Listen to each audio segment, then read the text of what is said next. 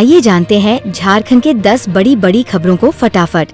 अगर आपने हमारे JTN न्यूज इंडिया को सब्सक्राइब नहीं किया है तो जल्दी से सब्सक्राइब करें।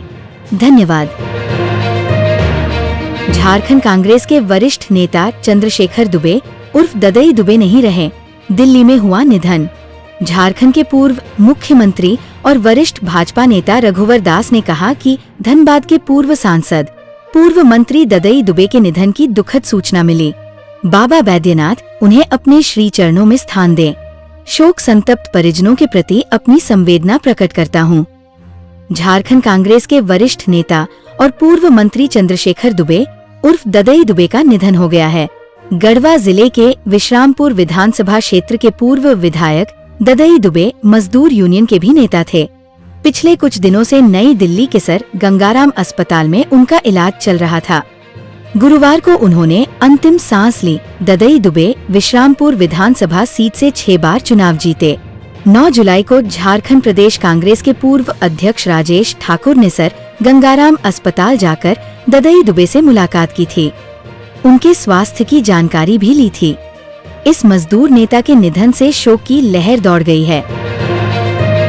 हेमंत सोरेन ने अमित शाह के सामने 1.36 लाख करोड़ के बकाया और सरना धर्म कोड समेत 31 मुद्दे उठाए। झारखंड की राजधानी रांची में आयोजित 27वीं पूर्वी क्षेत्रीय परिषद की बैठक में राज्यों के विकास के लिए सामूहिक प्रयास का आह्वान किया। अमित शाह ने गुरुवार 10 जुलाई को परिषद की बैठक को संबोधित करते हुए कहा कि केंद्र सरकार नए सिरे से ध्यान देते हुए और नई दिशा के साथ राज्यों के विकास के लिए प्रतिबद्ध है। इस लक्ष्य को हासिल करने के लिए सामूहिक प्रयासों की जरूरत है। अधिकारियों ने ये जानकारी दी। हेमंत सोरेन ने एमएसएफ के माध्यम से बेहतर बुनियादी ढांचे और रोजगार सृजन का आह्वान किया। झारखंड ने आदिवासियों के लिए अलग सरना धर्म कोड का मुद्दा भी उठाया। बुधवार रात राज्य की राजधानी पहुंचे अमित शाह बैठक के बाद एक विशेष विमान से दिल्ली रवाना हो गए। झारखंड के सीएम हेमंत सोरेन ने सोशल मीडिया एक्स पर एक पोस्ट किया जिसमें कहा कि उनकी मांगों में सार्वजनिक उपक्रमों में स्थानीय निवासियों को प्राथमिकता, खदानों को सुरक्षित तरीके से बंद करना और पर्यटन को बढ़ावा देना तथा आदिवासी विरासत की रक्षा के लिए केंद्र का समर्थन शामिल है। राज्य में बुनियादी ढांचे को बढ़ाने पर भी ध्यान केंद्रित किया गया, जिसमें महत्वपूर्ण रेलवे और राजमार्ग योजनाओं के अलावा एक मेट्रो परियोजना का प्रस्ताव शामिल है। झारखंड के 4 जिलों में भारी बारिश का येलो अलर्ट, 20 जिलों को मानसून देगा राहत। झारखंड में शुक्रवार 11 जुलाई को कम से कम 4 जिलों में भारी बारिश होगी। मौसम विभाग ने इन 4 जिलों के लिए येलो अलर्ट जारी किया है। मौसम विभाग ने स्पष्ट किया है, झारखंड में फिलहाल बारिश पूरी तरह से समाप्त नहीं होने वाली है, लेकिन कुछ इलाकों में लोगों को कुछ समय के अंतराल में इससे थोड़ी राहत मिल सकती है। 15 जुलाई को साइक्लोनिक सर्कुलेशन का रुख बिहार की ओर होने की संभावना है। इससे झारखंड के कई जिले के लोगों को लगातार हो रही बारिश से राहत मिल सकती है। मौसम विभाग के अनुसार शुक्रवार 11 जुलाई को राज्य के 4 जिलों गढ़वा, पलामू, चतरा और लातेहार जिले के कई इलाकों में भारी बारिश हो सकती है। इसे देखते हुए इन जिलों के लिए येलो अलर्ट जारी किया गया है। अन्य जिलों में बादल छाए रह सकते हैं। कहीं कहीं तेज हवा के झोंकों के साथ रुक कर हल्की बारिश हो सकती है। देवघर एम्स में बड़ा हादसा, 5 मंजिला भवन से गिरा MBBS का छात्र, स्थिति गंभीर। देवघर में कल गुरुवार की देर रात एक बड़ा हादसा हो गया। देवघर एम्स अखिल भारतीय आयुर्विज्ञान संस्थान में बीती रात MBBS सत्र 2023 का एक छात्र एम्स कैंपस के 5 मंजिला हॉस्टल से नीचे गिर गया। इस हादसे में छात्र गंभीर रूप से घायल हो गया है। फिलहाल एम्स के ही इमरजेंसी ब्लॉक में उसका इलाज चल रहा है। घायल छात्र का नाम 24 वर्षीय ध्रुव कुमार बताया गया है। वह मध्य प्रदेश के अशोक नगर जिले का रहने वाला है। घटना की सूचना मिलते ही देवीपुर पुलिस घटनास्थल पर पहुंची और मामले की छानबीन की देवीपुर थाना प्रभारी संदीप कृष्ण के नेतृत्व में पुलिस एम्स के इमरजेंसी के बाहर कैंप कर रही है। पुलिस मामले की गहन छानबीन में जुटी हुई है। पुलिस हॉस्टल के कर्मियों से पूछताछ भी की जा रही है। एम्स प्रबंधन ने घायल छात्र के परिजनों को भी घटना की सूचना दे दी है। इधर घटना की सूचना मिलते ही देवघर एम्स के डायरेक्टर सौरव वार्ष ने भी आईसीयू में इलाजरत ध्रुव की स्थिति का जायजा लेने पहुंचे। बीआईटी मेसरा में इंटरनेशनल कॉन्फ्रेंस शुरू।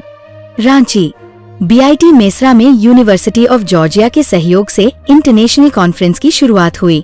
ये conference food chemistry, microbiology and process engineering for wellness and health विषय पर आधारित है। इसमें देश विदेश के शिक्षाविद, शोधकर्ता, उद्योग जगत के लीडर्स, उद्यमी, नीति निर्माता और छात्र भाग ले रहे हैं। ये कॉन्फ्रेंस 12 जुलाई तक चलेगा। देश विदेश से 400 से 500 प्रतिभागी भाग लेंगे। रांची। IIIT रांची के फुल और पार्ट टाइम पीएचडी कोर्स में नामांकन के लिए आवेदन प्रक्रिया चल रही है। इसमें आवेदन की अंतिम तिथि 15 जुलाई है। संस्थान में पीएचडी के 5 प्रोग्राम ऑफर किए जा रहे हैं। इसमें computer science engineering, electronics and communication engineering, mathematics, physics, humanities, social science and management विषय शामिल हैं। आवेदन के बाद शॉर्टलिस्ट अभ्यर्थियों की सूची जारी होगी। झारखंड पुलिस मेंस एसोसिएशन चुनाव में करण सिन्हा गुट का कब्जा बरकरार। झारखंड पुलिस मेंस एसोसिएशन चुनाव में करण सिन्हा के गुट का कब्जा बरकरार रहा। वहीं जितेंद्र किंडो के गुट को हार का मुंह देखना पड़ा। अध्यक्ष पद के उम्मीदवार करण सिंह ने जितेंद्र किंडो को 70 मतों के अंतर से हरा दिया। बुधवार की सुबह से शुरू हुई वोटिंग रात 9 बजे तक चली। इसमें 761 डेलीगेट की जगह 740 ने वोट डाले। मतदान की प्रक्रिया पूरी होने के बाद देर रात काउंटिंग शुरू की गई। इस दौरान संगठन महामंत्री के पद के मतों की गिनती दोबारा की गई। पूरी रात मताए की गिनती के बाद अगले दिन गुरुवार को रिजल्ट जारी किया गया। रात 9 बजे मतदान की प्रक्रिया पूरी होने के बाद भी सभी प्रत्याशी और उनके समर्थक जुटे रहे। रात में सभी काउंटिंग की प्रक्रिया शुरू होने का इंतजार कर रहे थे। बारिश के बाद भी माहौल गर्म था। रह रहकर भगवान भोलेनाथ के नारे लग रहे थे। रात में 12 बजे के बाद काउंटिंग शुरू की गई। उम्मीद थी कि अहले सुबह तक रिजल्ट निकल जाएगा। शहर में बंद पड़ी हैं एयर क्वालिटी इंडेक्स मशीनें। शहर में वायु प्रदूषण की स्थिति को दर्शाने के लिए 3 स्थानों पर लगाई गई एयर क्वालिटी इंडेक्स मशीनें लगने के बाद से ही बंद पड़ी है। इस मशीन को ठीक कराने की पहल न तो मानगो नगर निगम की ओर से की गई और न ही जिला प्रशासन ने इस ओर ध्यान दिया। इस वजह से लोगों को वायु प्रदूषण के स्तर का पता नहीं चल पा रहा। आरटीआई कार्यकर्ता संघ के केंद्रीय महासचिव सह आजसू पार्टी के जिला सचिव कृतिवास मंडल ने इसकी शिकायत प्रशासनिक सुधार और लोक शिकायत विभाग भारत सरकार नई दिल्ली से की थी। कृतिवास की शिकायत पर मानगो नगर निगम के उप नगर आयुक्त कृष्ण कुमार ने प्रशासनिक सुधार और लोक शिकायत विभाग भारत सरकार नई दिल्ली को जांच कर जवाब सौंपा है। बताया कि तकनीकी खराबी के कारण एयर क्वालिटी इंडेक्स मशीनें निष्क्रिय है। इसे 1 सप्ताह में पुनः सक्रिय कर दिया जाएगा। गोलमुरी। साकची में प्लास्टिक को लेकर छापामारी। अक्षेस ने वसूला 25 रुपए हजार जुर्माना। जमशेदपुर को प्लास्टिक मुक्त बनाने की दिशा में जमशेदपुर अधिसूचित क्षेत्र समिति JNSC की स्वच्छता प्रवर्तन टीम ने गुरुवार को गोलमुरी और साकची बाजार में औचक छापेमारी अभियान चलाया। अभियान के दौरान टीम ने कई दुकानों की जांच कर प्रतिबंधित प्लास्टिक जब्त कर कुल 25,000 से अधिक जुर्माना वसूला। साथ ही दुकानदारों को चेतावनी दी गई कि भविष्य में इस तरह की सामग्री का प्रयोग न करें।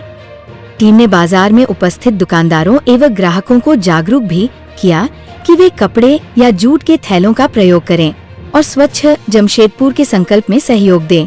उप नगर आयुक्त कृष्ण कुमार के निर्देश पर चलाए गए अभियान में लेखा पदाधिकारी चंद्रगुप्त अशोक वर्धन, सिटी मैनेजर ज्योति पुंज, राजस्व निरीक्षक प्रकाश टोप्पो सहित स्वच्छता दल के सदस्य शामिल थे। उप नगर आयुक्त ने कहा कि शहरवासी प्लास्टिक हटाएं, पर्यावरण बचाएं। स्वच्छता हमारी जिम्मेदारी है। इसमें सभी नागरिकों की सहभागिता जरूरी है। कारो परियोजना के विस्तार को लेकर ग्रामीणों ने पेड़ों को काटने से रोका। CCL-BN के एरिया अंतर्गत कारो परियोजना के विस्तार को लेकर बैतकारों के समीप पेड़ों के काटने के विरोध में ग्रामीणों ने गुरुवार को प्रदर्शन किया। लोगों से पेड़ों से चिपककर जंगल बचाने का संकल्प लिया। कोयलांचल विस्थापित संघर्ष मोर्चा के केंद्रीय अध्यक्ष वतन महतो ने कहा कि CCL कर्मी माइंस विस्तार के लिए पेड़ों की कटाई को लेकर जंगल पहुंचे थे। इसकी सूचना मिलते ही काफी संख्या में ग्रामीण इंक्लाइन के पास पहुँचे और प्रबंधन का विरोध शुरू कर दिया।